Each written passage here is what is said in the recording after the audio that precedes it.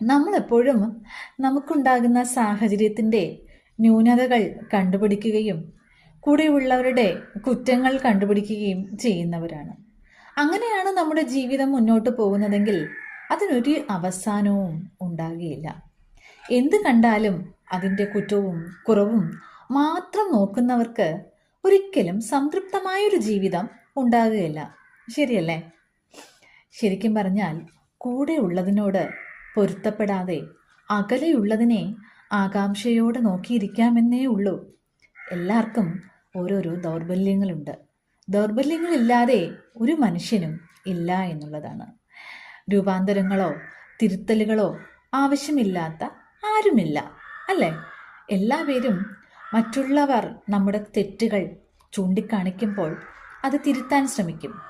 ശരിക്കും പറഞ്ഞാൽ ഇഷ്ടപ്പെടാത്ത ഒരാളുടെ ആകാരമോ അയാളുടെ സ്വഭാവമോ ഇഷ്ടപ്പെടുന്നില്ല എന്നുണ്ടെങ്കിൽ അവരുടെ സ്വഭാവ മാറ്റത്തോടൊപ്പം തന്നെ നമ്മുടെ മനം മാറ്റവും അനിവാര്യമായൊരു കാര്യമാണ്. എന്തിൻ്റെയും എപ്പോഴും കുറ്റവും കുറവും കണ്ടുപിടിക്കുന്നവർ അതിങ്ങനെ തുടർന്നുകൊണ്ടേയിരിക്കും. അതിന് പക്ഷേ ഒരു അവസാനം ഉണ്ടാകേണ്ടത് ഏറ്റവും അത്യാവശ്യമായ ഒരു കാര്യമാണ്. കാരണം സത്യം നമ്മൾ മനസ്സിലാക്കണം. അപരൻ്റെ ഗുണത്തെ ഒന്നുകിൽ അംഗീകരിക്കുക, അല്ലെങ്കിൽ ദുർഗുണത്തിൻ്റെ പേരിൽ അപരനെ പുറത്താക്കുക. ഈ രണ്ട് സാധ്യതകളാണ് സമൂഹത്തിലുള്ളത്.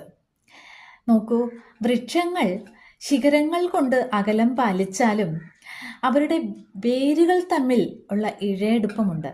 അതാണ് കാടിൻ്റെ ഭംഗി എപ്പോഴും ഉണ്ടാക്കുന്നത്. സമാന സ്വഭാവമുള്ളവരും വൈരുദ്ധ്യ സ്വഭാവമുള്ളവരും ഒരേ ശ്രേണിയിൽ ഉണ്ടായിരിക്കാം, അല്ലേ?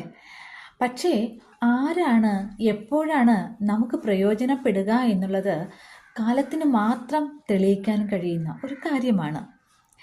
ചിലപ്പോൾ ഏറ്റവും അടിസ്ഥാനമെന്ന് കരുതുന്നവർ അപ്രസക്തരാകുകയും അസ്ഥാനത്തെന്ന് കരുതുന്നവർ അനിവാര്യമാവുകയും ചെയ്യാറുണ്ട്. നമുക്ക് പ്രയോജനപ്പെടുന്നത് ആരാണ് എന്ന് നമുക്ക് മുൻകൂട്ടി തീരുമാനിക്കാൻ കഴിയില്ല.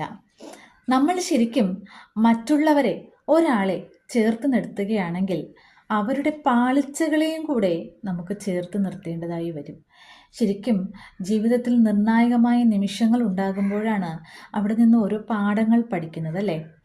അതുമാത്രമല്ല, സ്വീകാര്യമല്ലാത്തവരെ എല്ലാം നമ്മൾ അകറ്റി നിർത്തി കഴിഞ്ഞു കഴിഞ്ഞാൽ നമുക്കൊരിക്കലും നന്നാവാനോ രക്ഷപ്പെടുവാനോ സാധിക്കുകയുമില്ല.